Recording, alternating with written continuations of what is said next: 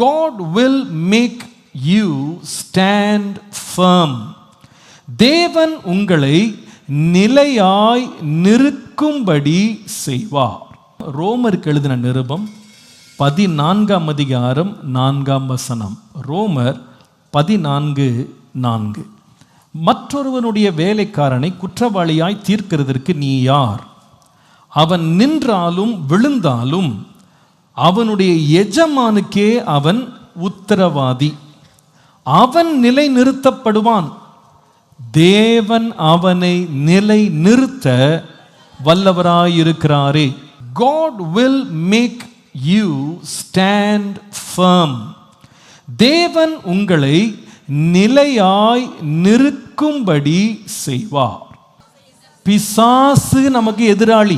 அவனை எதிர்க்கிறதுக்கு தான் நிலையா நிற்கணும். அவன் முன்னாடி தளதள இருந்தால் அவன் நம்மளை ஏறி மதிச்சுட்டு போயிடுவான். அவன் எல்லாத்தையும் சூறையாடிட்டு போவான்.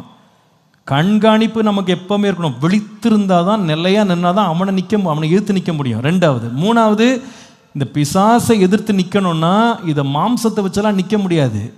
இது தேவனுடைய சர்வாயுத வர்க்கத்தை வச்சு தான் என்ன பண்ண முடியும்? எதிர்த்து நிற்க முடியும். Number 2, God will make you stand firm in the faith. Standing firm in fellowship. ஐக்கியத்தில் உறுதியாய் நிலை நிற்பது. 3 காரியத்தில் நிற்கணும். முதலாவது எதில் நிற்கணும்? பிசாசுக்கு எதிர்த்து நிற்கணும். எல்லாரும் சொல்லுங்க, எங்க நிற்கணும்? எதிர்த்து நிற்கணும். அப்போ அவன் ஓடி போயிடுவான். 2வது எங்க நிற்கணும்? விசுவாசத்தில் நிலையாக நிற்க வேண்டும். அதுக்கு என்ன செய்யணும்? தேவனுடைய வசனத்தை தியானிக்கணும், நேசிக்கணும், அதை பற்றி கொள்ளணும், அதன்படி வாழணும். 3வது ஐக்கியத்தில் நிலையாய் நிற்க வேண்டும்.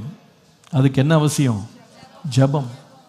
3 காரியம் அன்னைக்கு படித்தோம். துதி, வேதம், ஜெபம்.